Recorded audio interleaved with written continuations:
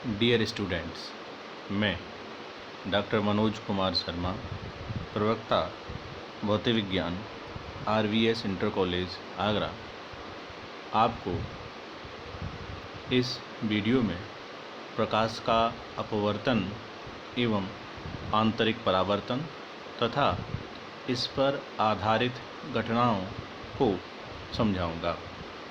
प्रकाश का अपवर्तन, प्रकाश का एक माध्यम से दूसरे माध्यम में जाते समय अपने मार्ग से विचलित हो जाना प्रकाश का अपवर्तन कहलाता है। साथियों, विद्यार्थियों, इस चित्र में आप देख सकते हैं कि किस प्रकार प्रकाश किरण AO माध्यम 1 से माध्यम 2 में जाते समय अपने निर्धारित डॉटेड मार्ग पर आगे न बढ़कर इससे विचलित होकर मार्ग OB पर आगे बढ़ती है। प्रकाश का यह अपने मार्ग से हटना अर्थात विचलित होना प्रकाश का अपवर्तन कहलाता है। प्रकाश के अपवर्तन के नियम। प्रकाश के अपवर्तन के दो नियम हैं। पहला नियम, आपतित किरण आपतन बिंदु पर अविलंब तथा अपवर्तित किरण तीनों एक ही तल में होते हैं। विद्यार्थियों, यदि आप इस चित्र को ध्यान से देखेंगे तो इसमें एक कांच की स्लैब के लंबवत तल खींचा गया है, जो कि आपको मैंने लाल बाउंड्री के माध्यम से दिखाया है। ये तीनों किरणें आपतित किरण आपतन बिंदु पर अविलंब एवं अपवर्तित किरण एक ही तल में हैं। इससे स्पष्ट होता है एक ही तल अर्थात यदि ये मेज पर हैं तो तीनों मेज पर ही स्थित हैं। यदि मैं इस चित्र को बोर्ड पर बनाता तो यदि आपतित किरण बोर्ड के तल में होती तो अपवर्तित किरण और अविलंब भी बोर्ड के तल में ही होता, अर्थात बोर्ड पर लेटे हुए ही होते, बोर्ड में अंदर घुसते हुए या बोर्ड से बाहर आते हुए न होते। दूसरा नियम, जिसे स्नेल का नियम भी कहा जाता है, इस नियम के अनुसार दिए गए दो माध्यमों के लिए एवं एक निश्चित रंग के तरंग दैर्घ्य के लिए आपतन कोण की ज्या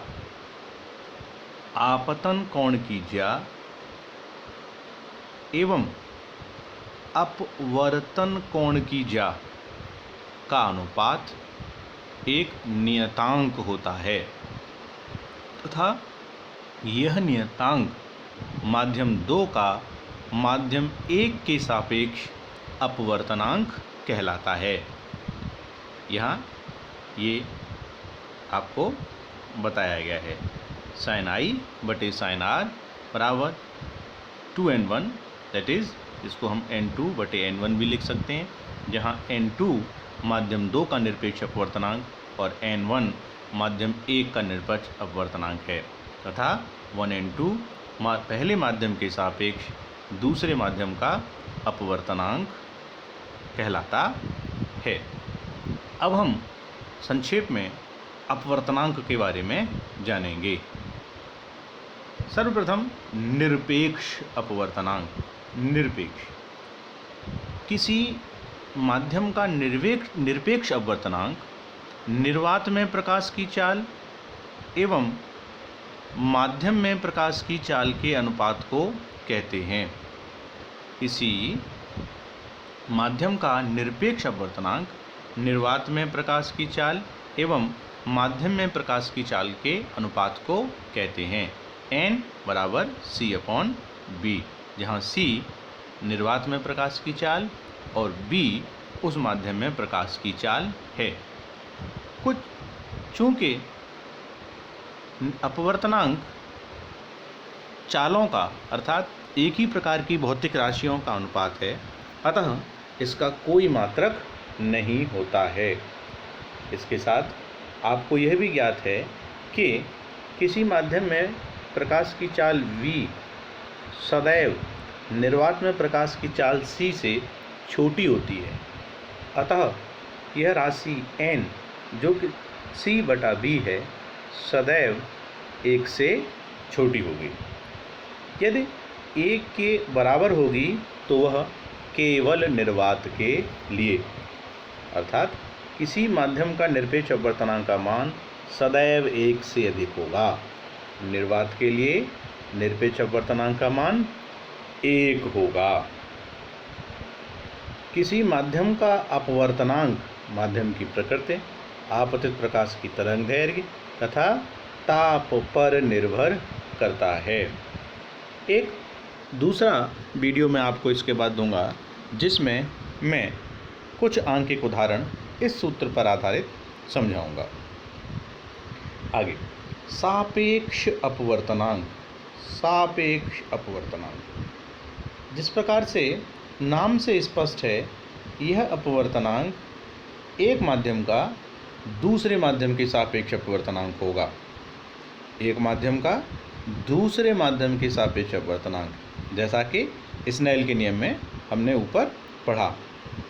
किसी माध्यम का सापेक्ष अपवर्तनांक उस माध्यम का निरपेक्ष अपवर्तनांक बटे जिस माध्यम के सापेक्ष आप निकाल रहे हैं उस माध्यम का अपवर्तनांक।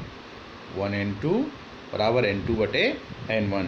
ये माध्यम 2 का सापेक्ष अपवर्तनांक माध्यम 1 के सापेक्ष। चूँकि ये सापेक्ष अपवर्तनांक है, ये किसी माध्यम का किसी भी माध्यम के सापेक्ष निकाला जा सकता है, अतः इसका मान 1 से अधिक या 1 से कम कुछ भी हो सकता है। कुछ भी आप देखेंगे इसका मान कुछ भी हो सकता है। अपवर्तनांक 2 माध्यमों का सापेक्ष गुण है। निरपेक्ष अपवर्तनांक हम उससे भी एक सापेक्ष अपवर्तनांक की तरह से कह सकते हैं जब कि वह निर्वात के सापेक्ष निकाला गया हो। स्पष्टतः इस अपवर्तनांक का भी कोई मात्रक नहीं होता है।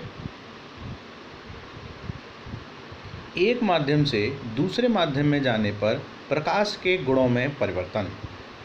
विद्यार्थियों, ये बहुत ही महत्वपूर्ण टॉपिक है क्योंकि इस पर आधारित प्रश्न अक्सर बोर्ड परीक्षाओं में पूछ लिए जाते हैं।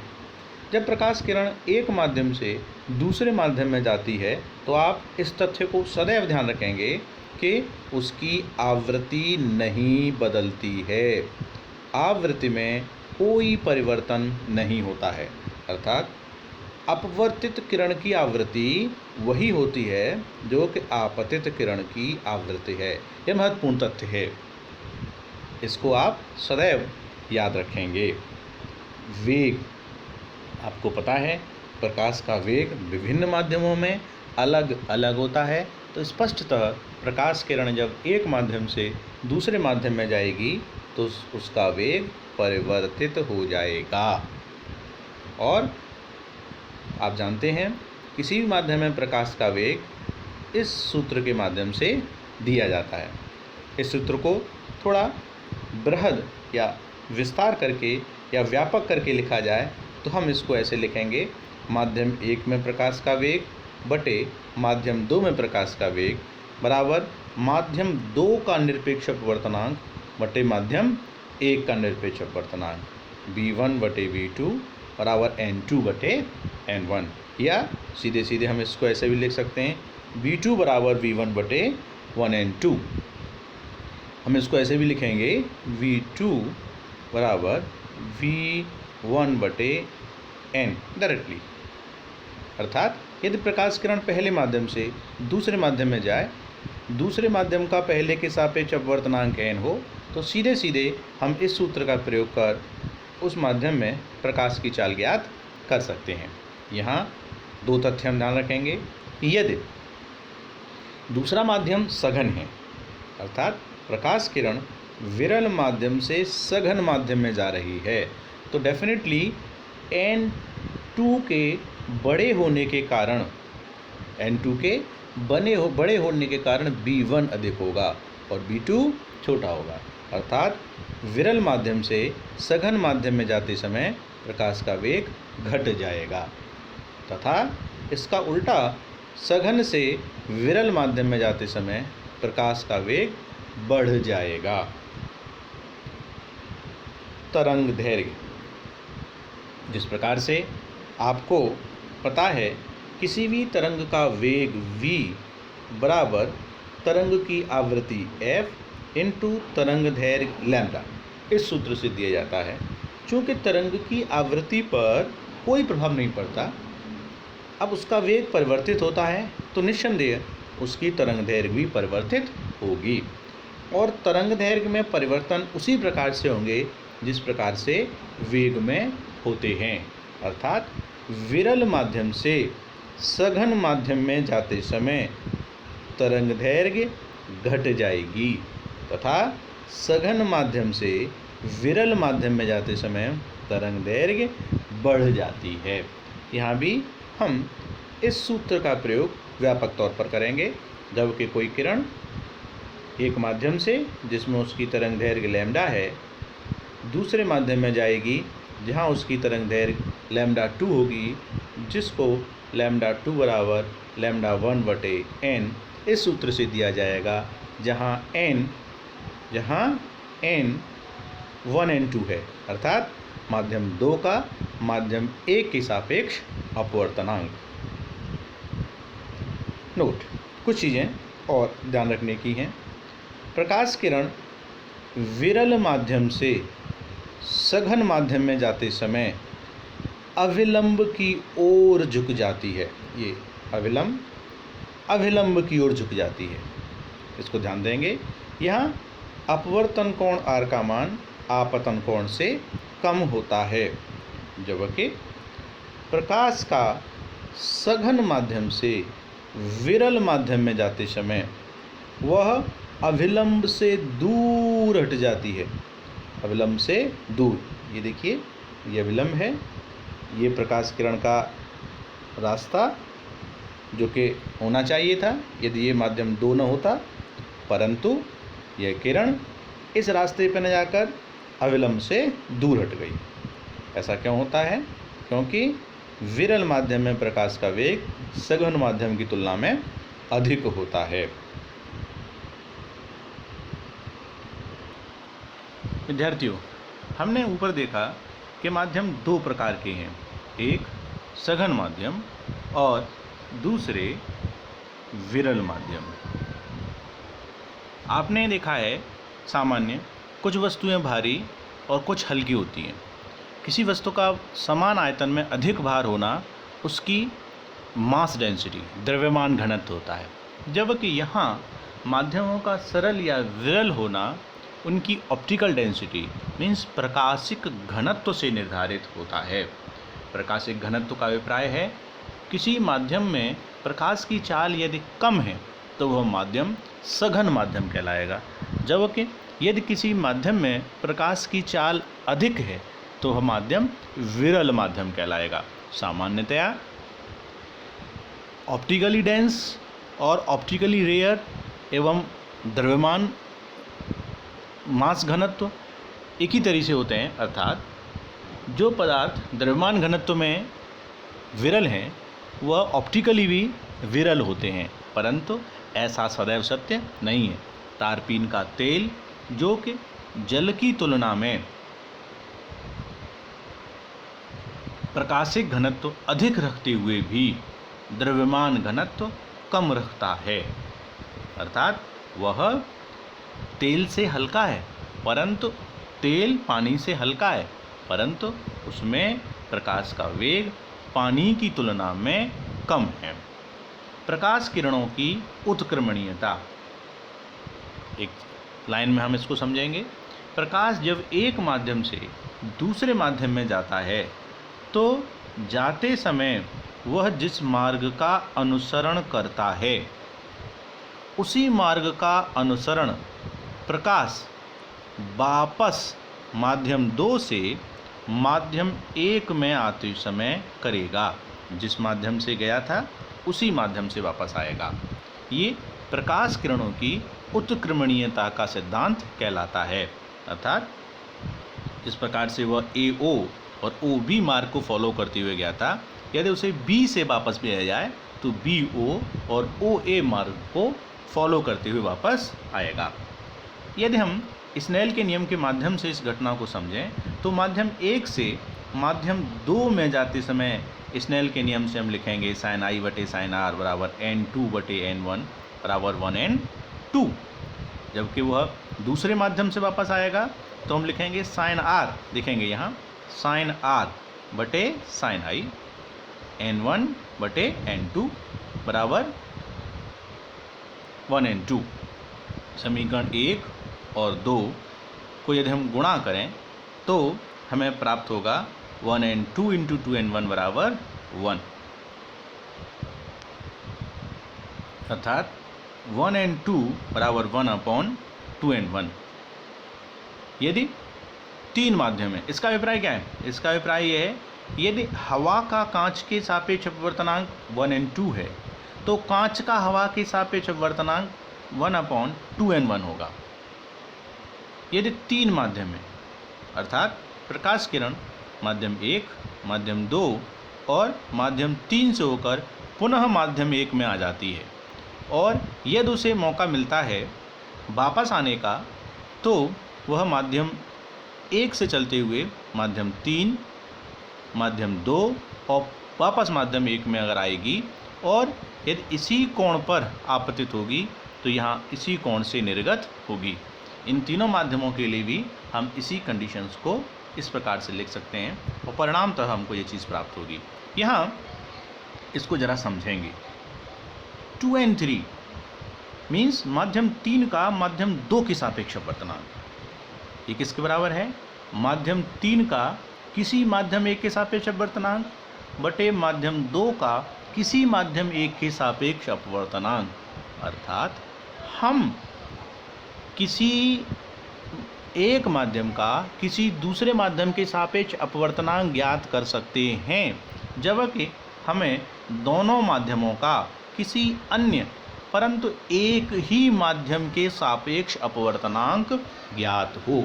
जैसा कि हम आंकिक प्रश्नों में करेंगे, हमें कांच का अपवर्तनांक वायु के सापेक्ष, पानी का अपवर्तनांक वायु के सापेक्ष दिया जाएगा और हम कांच का अपवर्तनांक जल के सापेक्ष या जल का अपवर्तनांक कांच के सापेक्ष निकालेंगे।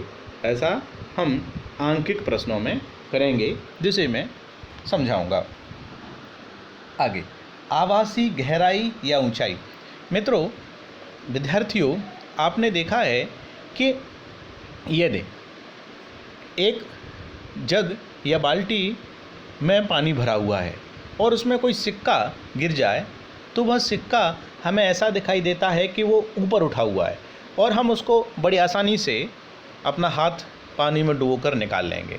लेकिन हम देखते हैं कि जब हम उसे उठाने के लिए अपनी परीक्षित गहराई के आधार पर अपना हाथ पानी में ले जाते हैं तो हमें ऐसा लगता है कि वह हमसे हमारे हाथ की पहुंच से दूर है और हमें हमारा हाथ अधिक नीचे ले जाना पड़ेगा। अर्थात हमारे द्वारा अपेक्षित सिक्के की गहराई वास्तविक गहराई नहीं होती है। ऐसा प्रकाश के अपवर्तन के कारण होता है। इसे हम यहाँ समझेंगे। इस चित्र में आप देखेंगे कि किसी वस्तु को जो कि n2 माध्यम के अपवर्तनांक में रखी गई है, n2 माध्यम के अपवर्तनांक में रखी गई है, को n1 माध्यम के अपवर्तनांक से देखा गया है। यहाँ n2 n1 से बड़ा है, अर्थात माध्यम 2 सघन और माध्यम 1 विरल है। ये बिंदु O को हम बाहर से देख रहे हैं। बिंदु O से चलने वाली किरण OB बिंदु B पर अपवर्तित होती है। स्पष्ट तौर पर सघन माध्यम से विरल माध्यम में जाते समय वह अविलंब से दूर हट जाती है, अविलंब से दूर हट जाती है। दूसरी किरण जो सीधे जाती है वो बिना अपवर्तित हुए सीधे चली जाती है।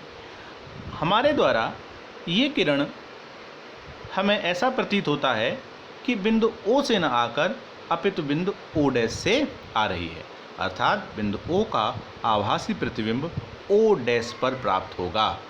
वस्तु की वास्तविक गहराई h है, हमें वह न प्राप्त होकर के आभासी गहराई h डैश प्राप्त होगी। अर्थात यदि हम विरल माध्यम से सघन माध्यम में रखी हुई किसी चीज़ को देखें, जैसा कि हमने भी बताया, यदि हम पानी में रखे हुए, पानी के तल पर पड़े हुए किसी सिक्के को देखें तो उसकी गहराई हमें वास्तविक गहराई की तुलना में कम प्रतीत होगी। यही आभासी गहराई है। इसके लिए यदि हम सूत्र का निगमन करें, इसके लिए आभासी गहराई के लिए सूत्र का निगमन करें। यहाँ सूत्र को निगमित करते समय हम एक चीज़ मानेंगे कि हम वस्तु को उसके ठीक ऊपर से देख रहे हैं, जिससे कि कोण I और R के मान बहुत छोटे होंगे। हमने कई बार इस चीज़ का प्रयोग किया है। जब ये कोण बहुत छोटे होते हैं तो साइन I को I के बराबर मान लिया जाता है, इसी प्रकार साइन R को R के बराबर। तो I को हम tan I मान लेंगे और R को tan R मान लेंगे। ऐसा केवल कब करेंगे? जब I और R के मान बहुत छोटे होंगे। तब इस स्थिति में स्नेल के नियम में हम साइन I और साइन R की जगह tan I और tan R रखेंगे। यहाँ आप एक चीज़ देखेंगे कि साइन I बटे साइन R जनरली सामान्यतः हम लिखते हैं n2 बटे n1, लेकिन यहाँ हमने लिखा है n1 बटे n2। इसको समझेंगे। साइन I बटे साइन R जिस माध्यम से प्रकाश जाता है उस माध्यम में कोण आपतन कोण माना जाता है। इसलिए यहाँ किस माध्यम से प्रकाश जा रहा है? n2 से। कहाँ? n1 में। तो I n2 में और R n1 में। साइन I बटे साइन R बराबर n2 जिस माध्यम प्रकाश जा रहा है। किस माध्यम प्रकाश जा रहा है? विरल में। तो n1 बटे n2। इसलिए यहाँ n1 ऊपर और n2 नीचे। नीचे हमने देखा कि हमें tan I और tan R की आवश्यकता पड़ेगी। यहाँ हम देखेंगे कि tan I ये कोण यदि I है तो ये कोण भी I होगा। ये कोण I होगा, एकांतर कोण। tan I का मान निकालने के लिए हम इस त्रिभुज का प्रयोग करेंगे, इस त्रिभुज का। तो tan I बराबर क्या होगा? AB बटे AO। tan I बराबर क्या होगा? AB बटे AO। इसी प्रकार हमको tan R चाहिए। R ये कोण, इसके बैक यदि हम देखेंगे तो R ये कोण, शीर्षाभिमुख कोण, अर्थात R ये कोण, एकांतर कोण। इसके लिए त्रिभुज हमें कौन सा चाहिएगा? AO dash B। उसमें हम लेंगे tan R, तो tan R बराबर होगा AB बटे AO डैश। tan R बराबर होगा AB बटे AO डैश, जो कि हमने यहाँ आपके लिए निकाला है। tan I बराबर AB बटे AO, tan R बराबर AB बटे AO डैश। अब स्नेल के नियम से n1 बटे n2 tan I बटे tan R, तो AB बटे AO tan I का मान रखा और फिर tan R का मान रखा। हमने इसको हल किया। AB से AB कट जाएगा, AO डैश ऊपर पहुंच जाएगा और AO नीचे। AO डैश जो कि आभासी गहराई थी H डैश और AO जो कि वास्तविक गहराई थी H। इस प्रकार हमें एक सूत्र प्राप्त हुआ कि आभासी गहराई बटे वास्तविक गहराई बराबर 1 बटे n2 बटे n1, n2 बटे n1। यहाँ ध्यान देंगे n2 बटे n1, उसको कैसे लिखा गया? 2n1। H डैश बराबर H बटे 2n1, इसको ऐसे भी लिख लिया H डैश बराबर H बटे n। अर्थात इसको बड़ा महत्वपूर्ण, इसको हमने शब्दों में लिख के दिया। आभासी गहराई बराबर वास्तविक गहराई बटे 2n1 बराबर वास्तविक गहराई बटे n। वेरी इंपॉर्टेंट यहाँ पर n है। n उस माध्यम का अपवर्तनांक है जिसमें वस्तु रखी है, और किस माध्यम के सापेक्ष? जिस माध्यम से वस्तु को देखा गया है। इस चीज़ को विद्यार्थियों ध्यान रखना अति आवश्यक है। आभासी गहराई या ऊंचाई, वास्तविक गहराई या ऊंचाई बटे वस्तु के माध्यम का प्रेक्षक के माध्यम के सापेक्ष अपवर्तनांक। इसको हम इस प्रारूप में भी याद कर सकते हैं। आप किसी भी प्रारूप में याद रखिए, बात वही है।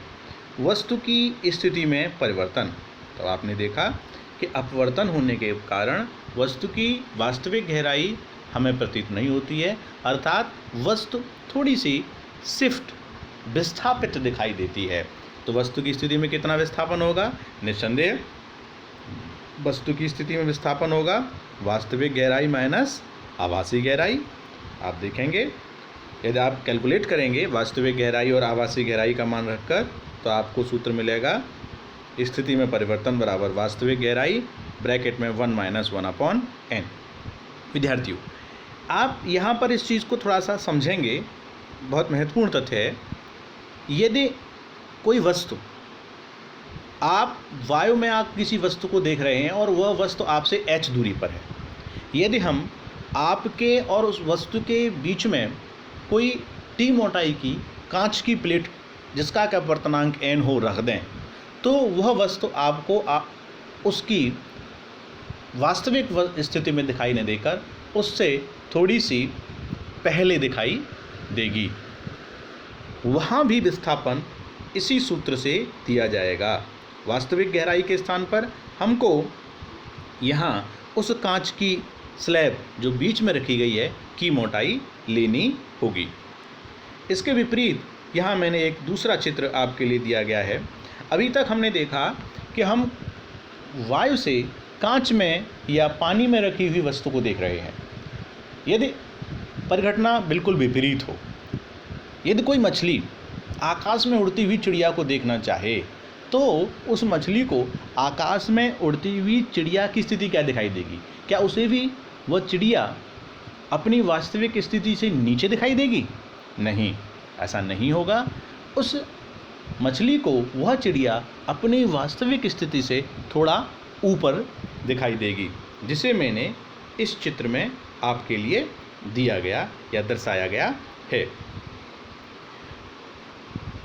अगले,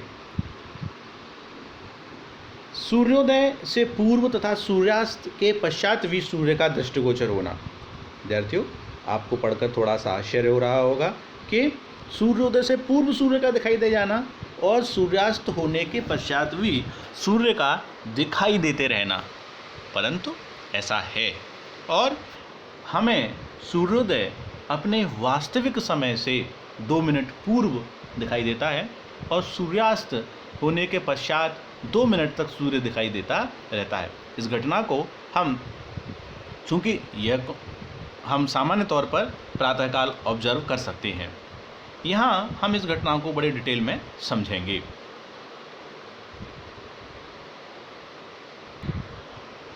ये पृथ्वी पर स्थित किसी भी प्रेक्षक को सूर्योदय तब ज्ञात होगा जब कि सूर्य क्षितिज से उठकर ऊपर आ जाए। ये क्षितिज से उठकर सूर्य यदि ऊपर आ जाए तो पृथ्वी पर स्थित किसी भी प्रेक्षक को यह ज्ञात होगा कि सूर्योदय हो चुका है। सूर्य से आने वाला प्रकाश प्रेक्षक तक पहले निर्वात और फिर पृथ्वी के वायुमंडल से होकर पहुंचता है। विद्यार्थियों, जैसा कि आपको पता है, निर्वात का अपवर्तनांक 1, जबकि वायुमंडल का अपवर्तनांक 1 न होकर यहाँ धूल के कण मौजूद रहने के कारण 1 से अधिक होता है। अतः सूर्य से आने वाला प्रकाश विरल माध्यम से सघन माध्यम का रास्ता तय करता है। यहाँ आपको समझना पड़ेगा कि विरल माध्यम से सघन माध्यम में जाते समय प्रकाश अविलंब की ओर झुक जाता है। इस प्रकार सूर्य से आने वाला यह प्रकाश निरंतर, यदि हम इसको एक दूसरे चित्र के माध्यम से समझें, ये वायुमंडल की विभिन्न परतें, प्रकाश जो कि सूर्य से वायुमंडल में प्रवेश करता है, वो जिसको कि ऐसे चला जाना चाहिए था, वो ऐसे न जाकर हर स्टेज पर अविलंब की ओर झुकता है, ऐसे, और निरंतर झुकता जाता है, ऐसे। अब प्रेक्षक को यह प्रकाश ऐसा प्रतीत होता है कि पीछे कहीं से आ रहा है, जो कि यहाँ इस चित्र में समझाया गया है, पीछे कहीं से आ रहा है। सूर्य जिसकी वास्तविक स्थिति क्षितिज से नीचे है, प्रेक्षक को ऐसा लगता है कि वह क्षितिज से ऊपर पहुँच गया। इसका कारण क्या है? इसका कारण है प्रकाश का वायुमंडल में प्रवेश करते समय ऐसे चले जाना चाहिए था, लेकिन ये विरल और ऐसे आते आते आते ये उत्तरोत्तर सघन माध्यम होते जाते हैं, तो प्रकाश किरण अविलंब की ओर झुकती चली जाती है, पहले ऐसे, फिर और, फिर और, फिर और। इसको पीछे बढ़ाएंगे तो ऐसा प्रतीत होगा कि यह प्रकाश कहीं ऊपर से आ रहा है। दोनों माध्यमों के अपवर्तनांक में अति अल्प अंतर होने के कारण आप देखेंगे कि यह अंतर अत्यंत अल्प है। समय में यह अंतर केवल 2 मिनट का होता है, अर्थात सूर्योदय या सूर्यास्त अपने वास्तविक समय से 2 मिनट आगे या 2 मिनट पीछे तक दिखाई देता रहता है। बाकी घटना आप नोट्स को पढ़कर और गहनता से समझेंगे। अब इसी प्रकार सूर्यास्त एवं सूर्योदय के समय सूर्य का आकृति में अंडाकार दिखाई देना, सूर्य गोल है, गोल न होकर के अंडाकार चपटा दिखाई देना भी वायुमंडलीय अपवर्तन के कारण ही होता है। अब एक अन्य घटना, पार्श्विक विस्थापन। पार्श्विक विस्थापन मीन्स, इसको अंग्रेजी में लेटरल शिफ्ट कहा जाता है। जब प्रकाश की किरण किसी एक ऐसे माध्यम से गुजरती है जिस माध्यम के दोनों अंतरापृष्ठ समांतर हों, तो वह प्रकाश किरण अपने मार्ग से विचलित होने की बजाय विस्थापित होती है, अर्थात उसकी दिशा वही रहती है जो कि आपतन से पूर्व थी, बस अपने रास्ते से थोड़ा सा हट जाती है। आप इस चित्र के माध्यम से समझेंगे कि किस प्रकार से आपतित किरण जो कि अगर ये माध्यम न होता तो इस मार्ग को फॉलो करते हुए आगे चली जाती, लेकिन इस गिलास स्लैब के होने के कारण इसका 2 बार अपवर्तन हुआ, एक बार यहाँ और एक बार यहाँ। तो इस किरण का उद्देश्य वही रहा, ये उसी दिशा में आगे जाना चाह रही है, दोनों की दिशाएं समान हैं, लेकिन यह अपने प्रारंभिक मार्ग से थोड़ा सा विस्थापित हो गई, हट गई। यह घटना, यह दूरी पार्श्विक विस्थापन कहलाती है। पार्श्विक विस्थापन को इस सूत्र के माध्यम से दिया जाता है। यदि कोण I, कोण R बहुत छोटे हों, तब पार्श्विक विस्थापन D बराबर TI 1 - 1/n से दिया जाता है। यहाँ n आप समझ ही गए होंगे। इस ग्लास स्लैब के माध्यम का अपवर्तनांक उस माध्यम के सापेक्ष जिसमें इस ग्लास स्लैब को रखा गया है।